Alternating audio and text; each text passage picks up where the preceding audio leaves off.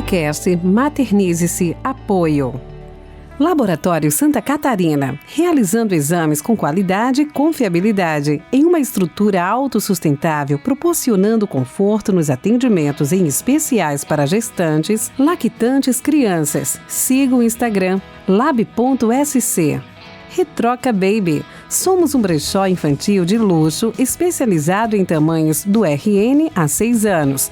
Temos uma curadoria exigente na qualidade para oferecer as melhores peças. Vamos conferir as peças, cuidamos com maior carinho para seus filhos, oferecendo qualidade, preço e conforto. Pratique conosco um consumo sustentável, consciente e inteligente. Vinha para Retroca Baby. Siga o Instagram, brechó_retroca_baby_boutique. Conexe Digital. Somos uma empresa focada em conectar você e sua marca com pessoas e consolidá-las no mercado digital de forma profissional e assertiva, para que você fique tranquilo com o dia a dia da sua empresa, sem precisar se preocupar com as redes sociais. Sexta Vi. Ajudando você a surpreender com cestas personalizadas, um presente com sentimento, mensagens e representatividade para quando não conseguirmos nos fazer presentes. A nossa entrega é sempre maior que uma simples cesta. Um presente incrível para as mamães chegarem em casa da maternidade para presentear sem motivo, para se fazer presente e para comemorar datas especiais. Instagram, Sexta Vi Vida e Doce.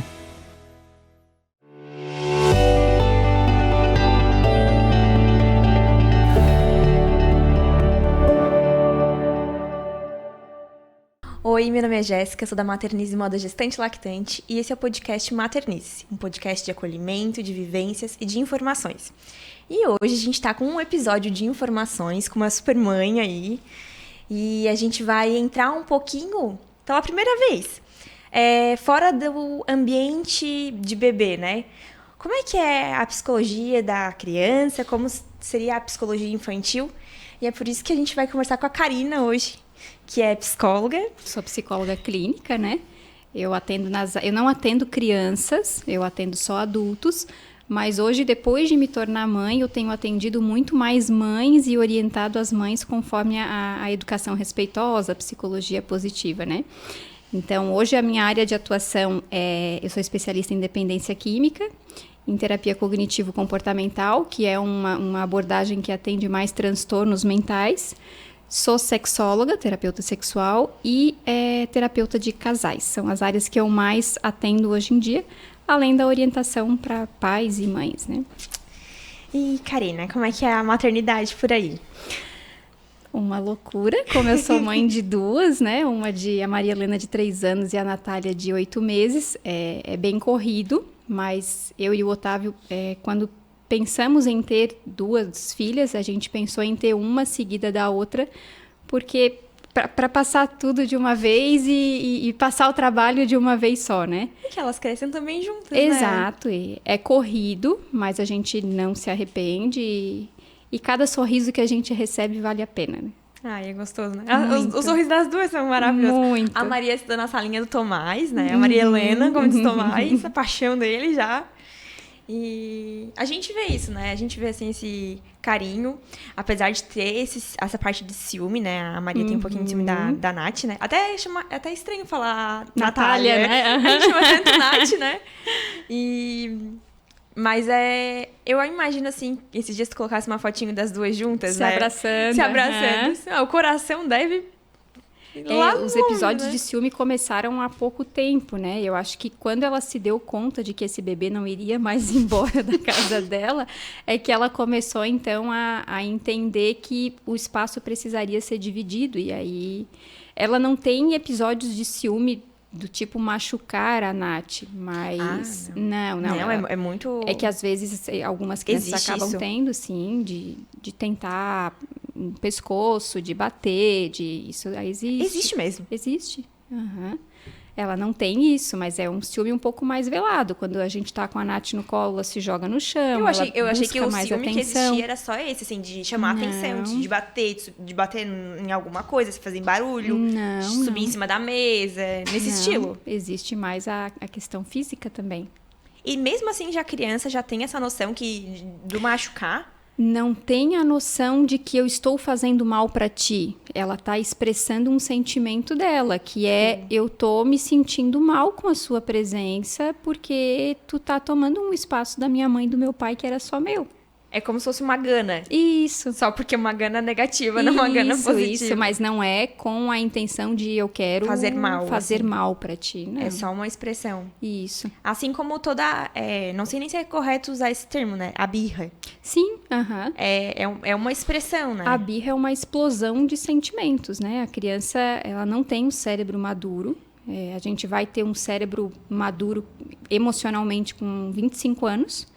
E aí, para alguém com 1 ano, 2, 3, 5 anos, é uma coisa muito imatura para ela aprender a identificar emoções e controlar essas emoções. O que acontece que é só depois dos 25 anos? É a formação neuronal mesmo, é uma questão fisiológica. Nossa, eu achei que era assim, tipo, sei lá, mais tempo, mas não imaginei que era tão longe assim. Se nós a nossa no idade. meu caso já passou dos 30, ainda existe a dificuldade às vezes de controle emocional, imagina para uma criança que está com um cérebro imaturo, né? Nossa, já temos o primeiro aprendizado aí. Por isso que a gente evita tanto a questão de agressão física e agressão psicológica com criança, porque ela não sabe lidar, ela não está fazendo isso para te afrontar, não, ela está expressando do jeito que ela sabe que é o meio mais primitivo que ela tem. E o que né, agressão física a gente já, né, sabe muito bem o que é, né? Mas o que seria, tipo, uma agressão psicológica, uma agressão mental? Frases do tipo, você não consegue mesmo, deixa que eu faço, você não tem capacidade disso, são formas de mostrar para a criança que ela é limitada. Ela é limitada. Isso, quando a gente fala de educação respeitosa, a gente não está falando para melhorar a criança, a gente está falando para melhorar um adulto. Talvez naquele momento a criança não vá sentir tanto, mas lá quando tiver adulta, essas mensagens vão estar no inconsciente dela e isso vai se expressar através de comportamentos bastante disfuncionais. E aí é o que a gente vive hoje muitas vezes, né? São as crises de ansiedade, o fato de ser rígido com alguns padrões de comportamento, são coisas que vieram muitas vezes da infância. Muitas vezes até o perfeccionismo? Sim, o perfeccionismo é a necessidade que a criança tem de agradar os pais o tempo todo. É aquela coisa de, não faz isso que você vai deixar a mamãe triste. A criança não tem que viver para agradar os pais, a criança tem que viver. Se a gente pudesse, tipo assim, elencar um top 5 das frases, assim, mais maléficas, não sei se essa palavra, assim, pode ser empregada, né? Que trariam mais malefícios, seriam, assim, quais? Eu acho que eu não saberia te mencionar as frases em si, mas qualquer frase que diminua a capacidade de uma criança são coisas que vão refletir na idade adulta. E o que a gente faz daí? Assim, eu tô falando já, eu mesmo, porque, né, tu sabe como é que... o Tomás tá passando uma situação, assim, uma fase, meu também. Deus, de tá sempre afrontando, não sei se afrontando, né? Eu falo isso porque eu sou leiga, né? Mas é sempre assim, parece que tá testando os limites, parece que toda a vida quer ser o mais forte, quer ter a última palavra. Se eu pegar o comportamento do Tomás de 1 ano e meio, 2 anos, e eu pegar o comportamento dele agora, tu não diz que é a mesma criança? É completamente diferente. E daí, como é que eu reajo em relação a isso? Primeiro, compreender que isso não é uma afronta. Eu sei que isso cansa, eu também passo exatamente por isso, e às vezes a gente troca as figurinhas, né? Isso é muito cansativo, porque não acontece uma vez por dia. Acontece, às vezes, a cada 10 minutos, e a gente ter que controlar isso se torna cansativo. Mas é muito importante que a gente mantenha a calma, porque ele não está fazendo aquilo por querer. Ele está fazendo aquilo porque ele não sabe lidar com aquela emoção. E cada frustração que ele tem existe um motivo para aquilo. Ou é uma necessidade fisiológica, ou é uma necessidade de fome, ou é uma necessidade de sono. Existe algum motivo para aquilo. É como se fosse o choro de bebê. Isso. Mas daí agora, como ele sabe falar, já tem um comportamento, ele reage daquela forma. E como não existe essa limitação que nós adultos temos de... um chefe meteu a boca e muitas vezes a gente fica paralisado e não sabe como reagir. A criança às vezes não tem isso. Se vai lá e briga, ela vai chorar mesmo, ela vai se espernear, ela vai demonstrar o seu sentimento de outras formas, que não é tão limitado quanto o adulto. Nós somos um pouco mais polidos pela sociedade já, né? Eles não. Já pensou? Não quero, não ir fazer. Às vezes dá vontade da gente fazer isso, se jogar no chão também, mas a gente sabe que não pode, né? A gente já tem uma maturidade um pouquinho melhor. Isso mesmo. Então é compreender, até porque o que nos prejudica é que a frustração deles às vezes nos irrita. E aí a gente quer empregar um adultismo que não cabe para uma vida de uma criança.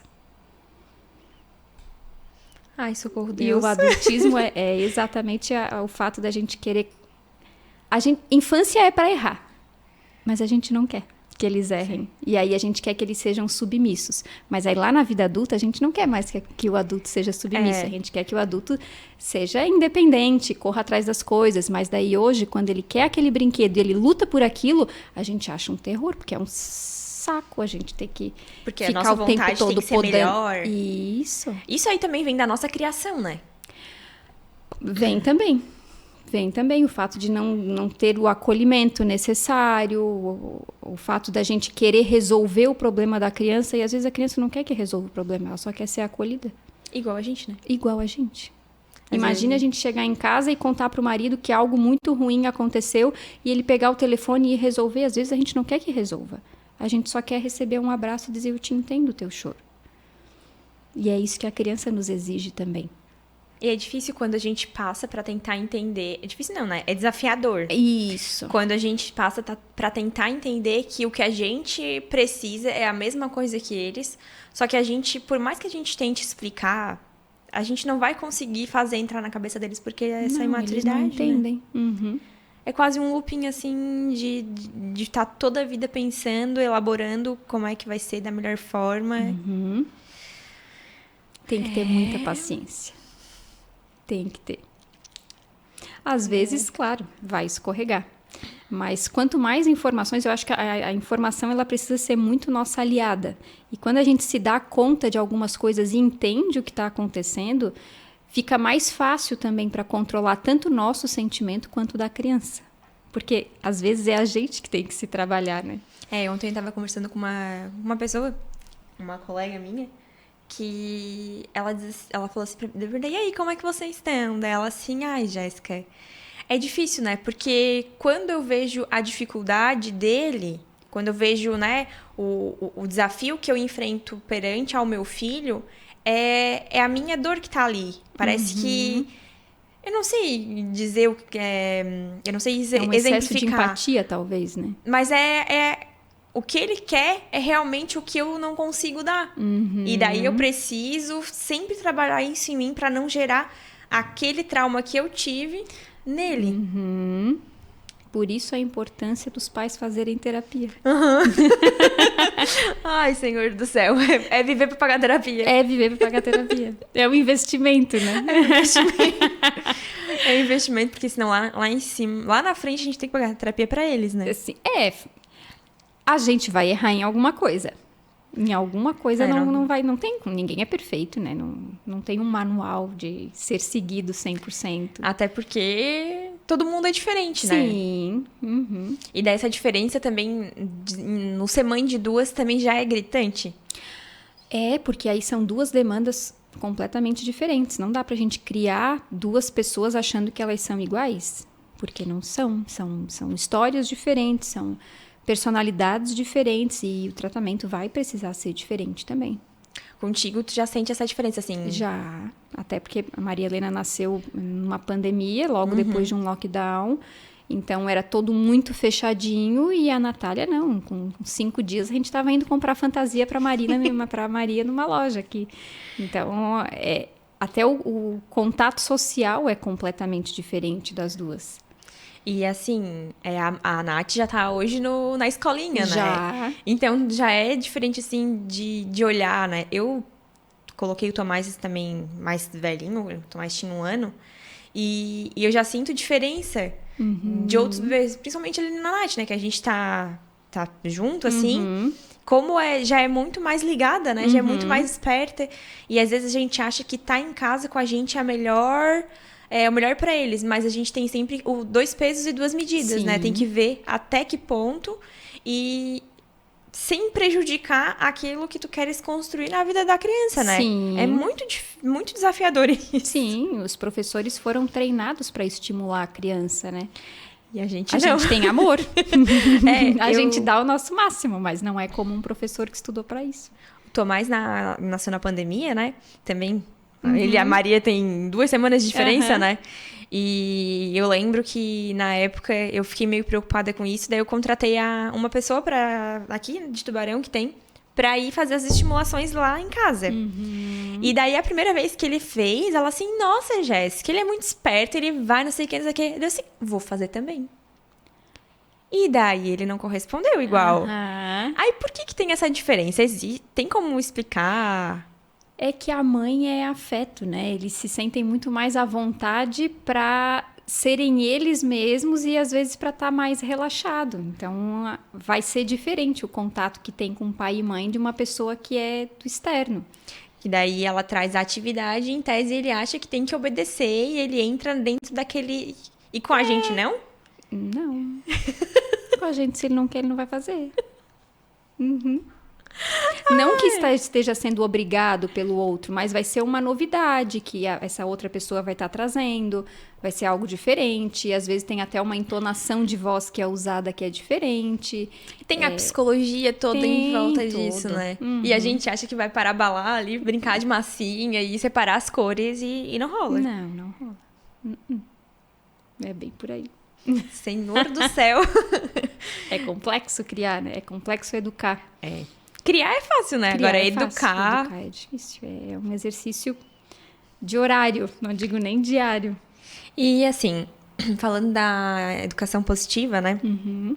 Quais são, assim, os pilares, né, dessa educação positiva? Assim, o que diz assim, não, eu realmente estou criando meu filho dentro da educação positiva?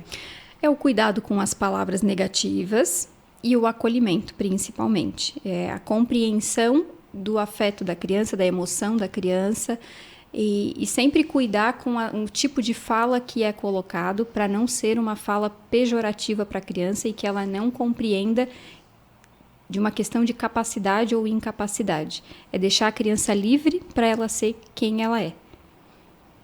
Profundo, né? É. Bastante. E as palavras positivas, né? Tem gente que diz que tem fundamento, tem gente que diz que não tem fundamento, que eles nem entendem. Como é que é isso? A compreensão dele? Vamos supor assim, ai, filho, tu é amoroso, tu é querido. Tipo assim, eu tenho esse costume de falar, mas eu já ouvi gente dizer que isso aí é até prejudicial. Porque ele vai ficar sempre tentando ser aquilo que eu tô falando, e se ele não quiser ser amoroso, eu vou estar praguejando a vida do meu filho. Como se tu estivesse rotulando a criança. Eu nunca vi estudos sobre isso, mas eu já vi estudos sobre a importância desse tipo de palavra para a criança. Mas o contrário eu nunca vi. Eu também nunca, né? Isso não faz nem parte do que eu entendo.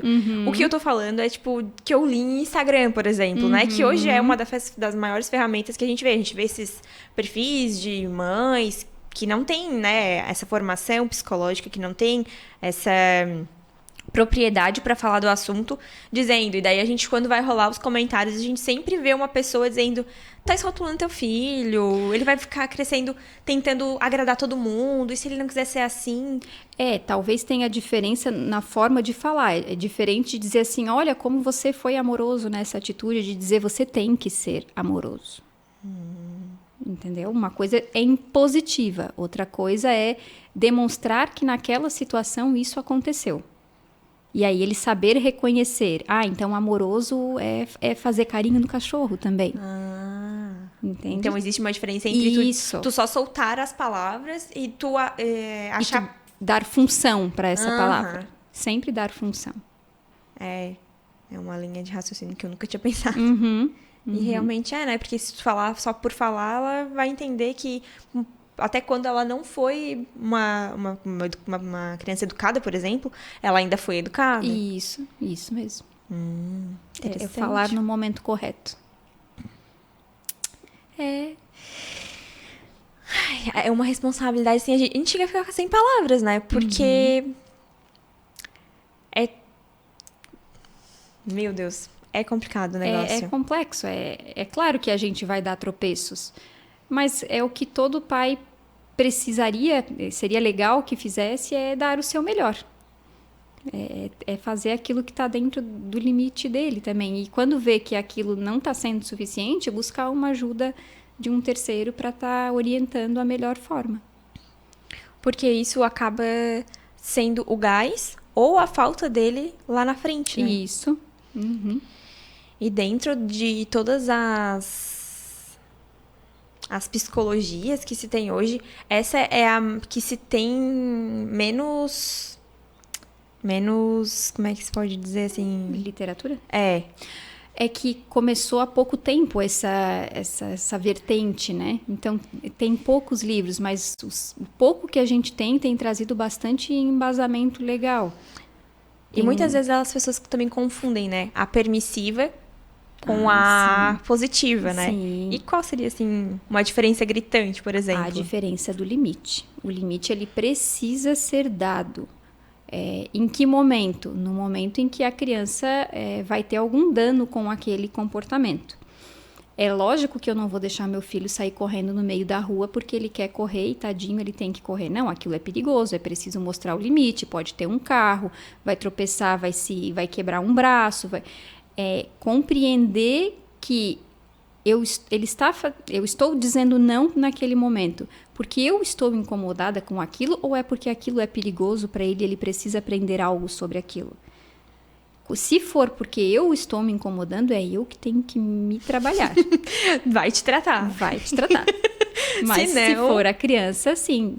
Aí é explicar os motivos do porquê não. Por mais que a criança às vezes não entenda o sentido, ela entende aquilo, a entonação, ela entende a preocupação, né? Isso. Uma das coisas que martelou bastante na minha cabeça foi isso. E desde assim, não que eu faço isso, né? Imagina, eu também sou uma mãe que erro, né? Eu sou normal. Como qualquer outra. Não sou uma super mãe, não. Eu tenho as minhas limitações, né? Mas uma das coisas que sempre martelou era assim, tipo, não importa o que tu esteja fazendo. Se tu estás explicando, tu coloca a tua emoção ali na frase, que uma hora ele vai entender. Porque até cachorro entende. Sim. As nossas, né, emoções pela entonação de voz, pelo jeito que tá se comportando. E as crianças também são assim. Porque elas também são os nossos espelhos, né?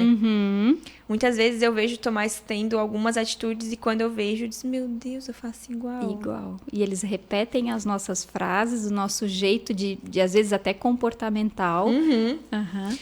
O jeito de andar, de tudo. Eu tenho mania, às vezes, de andar na ponta do pé ainda. Meu arco plantar ali não foi muito bem formado quando eu era criança. E o Tomás... Igual. Não sei se imita igual, assim, mas é algo que se repete. Então, a gente já tende a entender, tá imitando, comportamento né? é aprendido, né? Karina, e referente à tua maternidade, como é que foi? As gravidez, as tuas 2 gestações, né? Como é que foi... Os puerpérios. As gestações bem tranquilas, as 2, nunca tive nenhuma intercorrência. Eu noto que existe diferença no cuidado do primeiro para a segunda. É verdade isso? Na primeira era uma alimentação, meu Deus, completamente regrada, lia tudo quanto é rótulo. Pra te comer. A gente já, Na segunda a gente já sabe como é, o que pode, o que não pode, come uma besteirinha a mais, tá tudo certo. Então é um pouco mais relaxado, é muito mais leve, muito mais tranquilo. Puerpérios também foram tranquilos. O que mais foi trabalhoso para mim foi a questão da amamentação. A Maria foi amamentada por 32 dias e a Nath por 2 dias. Por quê? Eu tive muita fissura no peito, eu tentei de tudo, eu tinha uma consultora de amamentação que me ajudou muito. Foi feito laser, um dia sim, um dia não, foi tudo quanto é creme de pomada foi passado. Olha, se dissesse põe água quente vai ajudar, eu botava água quente para ajudar, foi uma luta. Mas a dor era insuportável e aí com 32 dias eu resolvi abrir mão e de verdade foi a partir desse dia que eu comecei a aproveitar a minha maternidade, porque até então eu tinha pavor de ela acordar e eu ter que amamentar, porque a dor eu não suportava mais.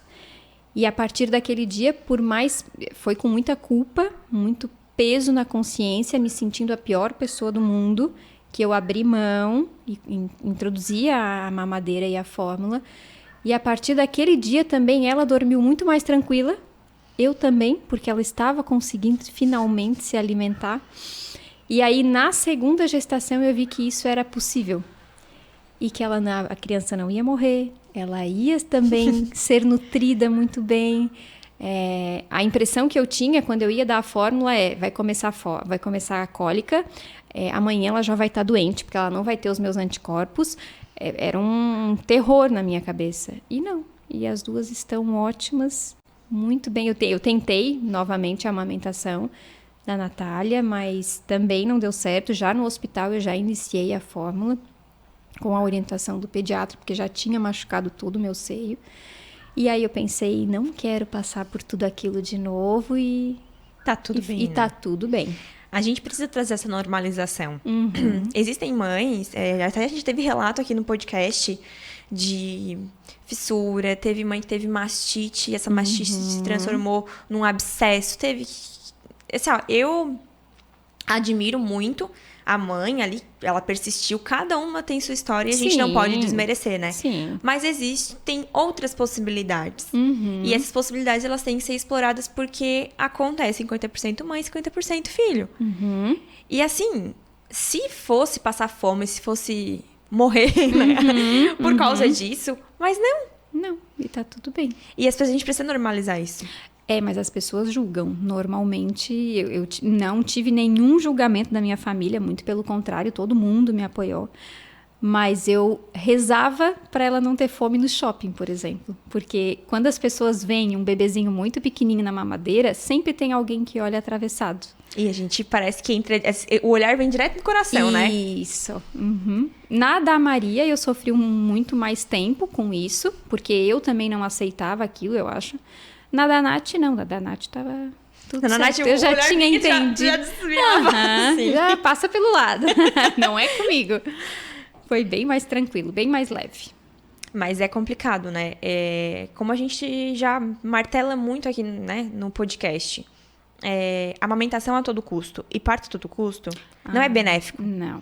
Então, a gente tem que... Se a gente já tá num mundo hoje tão tecnológico, tão né, globalizado, tão empoderado, eu fico triste, né? É triste mesmo, é ridículo, na verdade, em saber que tem mães que são julgadas por isso.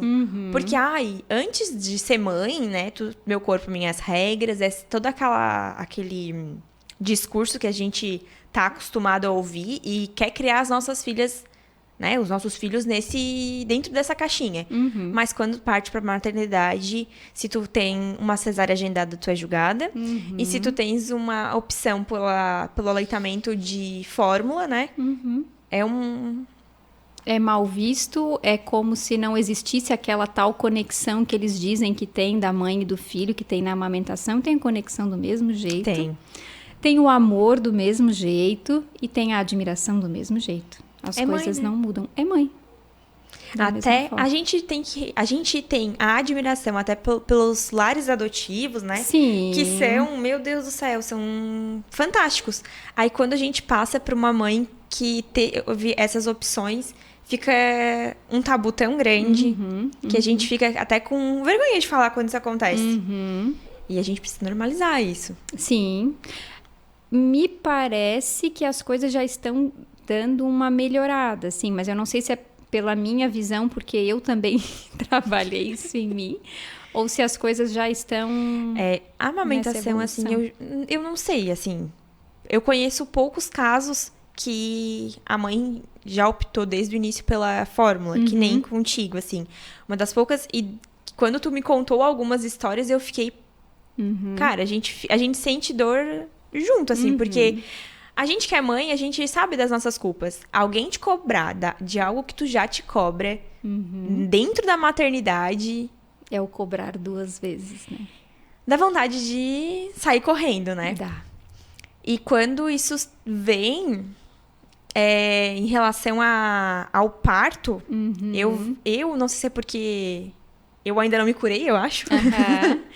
Eu ainda vejo muito preconceito. Tem. Muito preconceito. E é triste.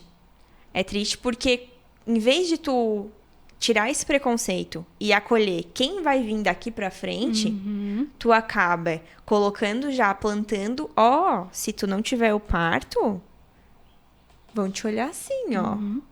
E dependendo da tribo que tu escolhe frequentar, meu Deus do céu.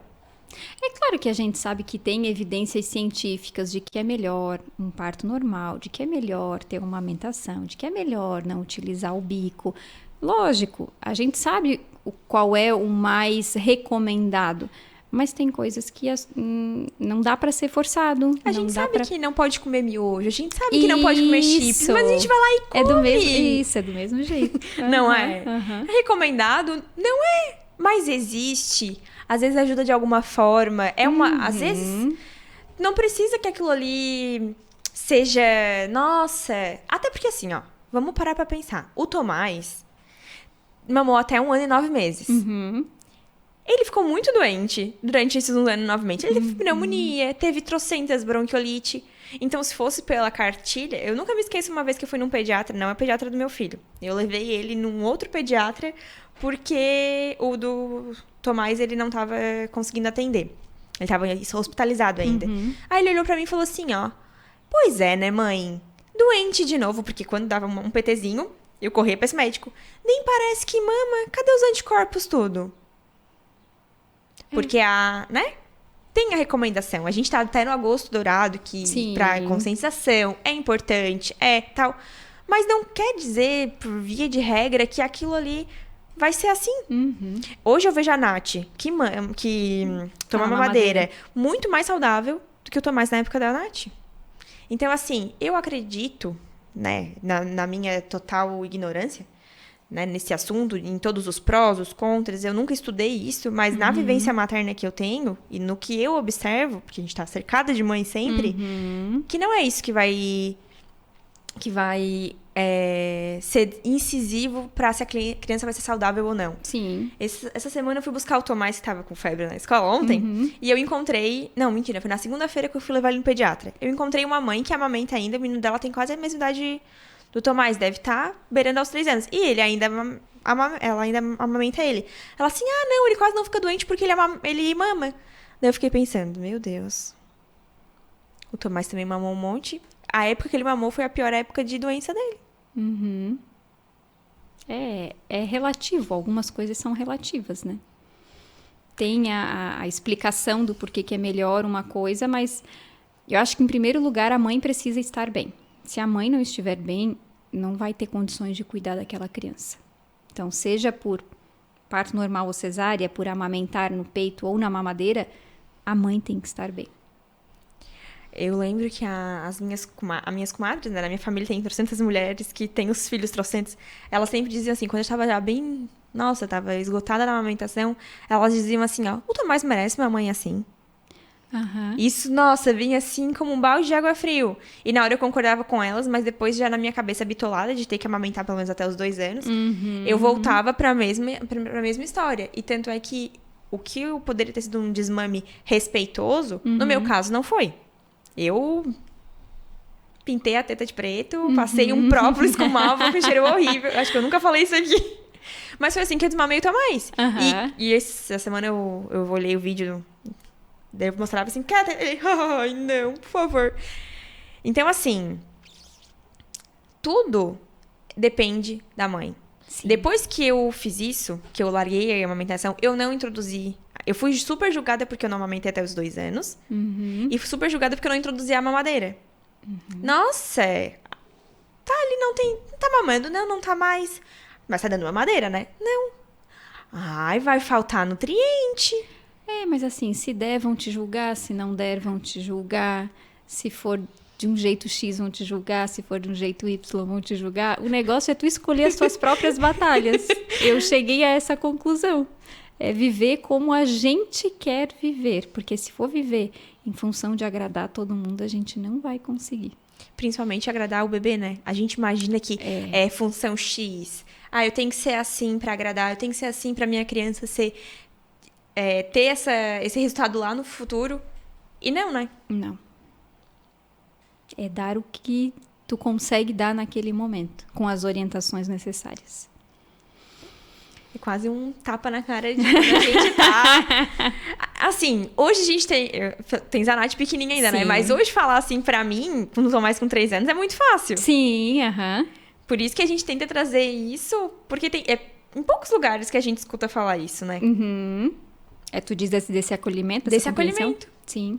Dessa forma, de dizer que a mãe, que às vezes a gente imagina que até a gravidez a mãe tá no protagonismo. Mas não, depois que a gestação acaba, aí todo mundo vai pro bebê. Mas na verdade tinha que ir pra mãe. Sim. Porque aquela mãe que precisa tá boa, porque o bebê vai solicitar ela, não é o resto. Né? Mas normalmente esquece-se da mãe, né? Quase ninguém. É quase ninguém. No máximo, no dia do parto, ela ganha uma flor. Eu não ganhei nem isso, nem podia. Ela ficou no hospital. Não podia entrar, né? Não podia. Não. Nada. Loucurada, né? Pensar que nós sobrevivemos a isso e os nossos filhos estão aí. É isso aí. Ai, ai. Então, e agora, o que nós podemos ainda trazer de complemento para tudo? Acho que o que fica de mensagem é tentar compreender sempre o emocional dessa criança, tentar entender que nada está sendo feito como uma afronta, como um desafio e não levar as coisas tão a ferro e fogo, né? A maternidade ela não precisa ser 8 ou 80, ela pode estar no meio termo.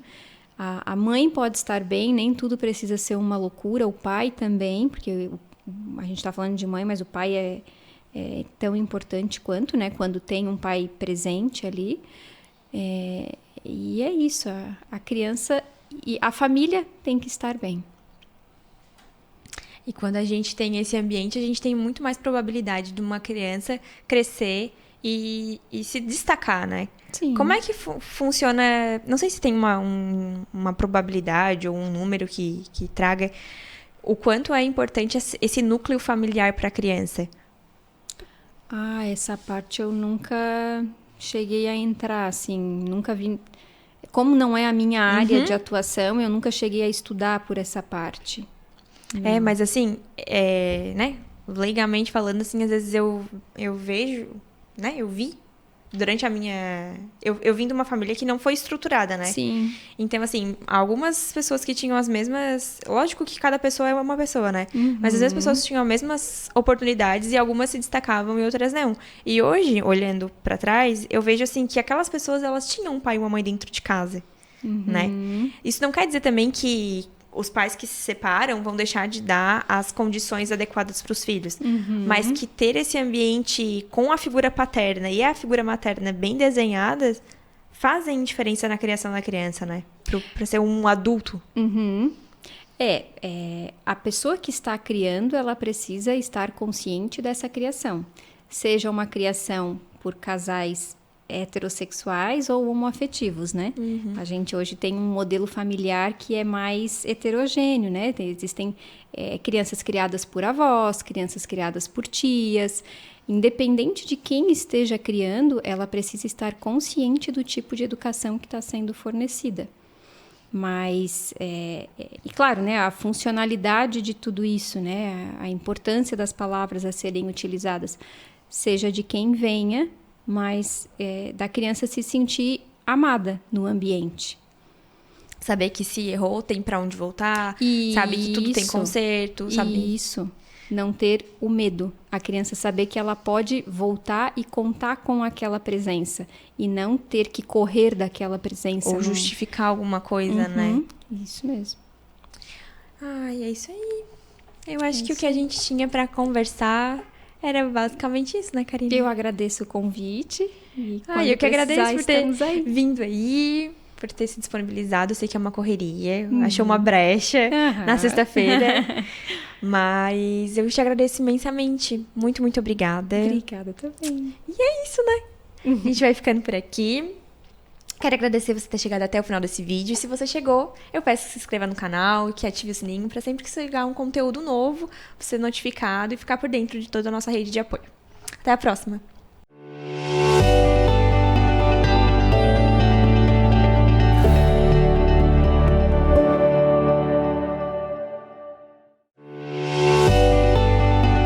Podcast Maternize-se Apoio. Laboratório Santa Catarina, realizando exames com qualidade e confiabilidade, em uma estrutura autossustentável, proporcionando conforto nos atendimentos em especiais para gestantes, lactantes, crianças. Siga o Instagram, lab.sc. Retroca Baby. Somos um brechó infantil de luxo especializado em tamanhos do RN a 6 anos. Temos uma curadoria exigente na qualidade para oferecer as melhores peças. Vamos conferir as peças, cuidamos com maior carinho para seus filhos, oferecendo qualidade, preço e conforto. Pratique conosco um consumo sustentável, consciente e inteligente. Vinha para Retroca Baby. Siga o Instagram, brechó_retroca_baby_boutique. Conex Digital. Somos uma empresa focada em conectar você e sua marca com pessoas e consolidá-las no mercado digital de forma profissional e assertiva, para que você fique tranquilo com o dia a dia da sua empresa, sem precisar se preocupar com as redes sociais. Sexta Vi.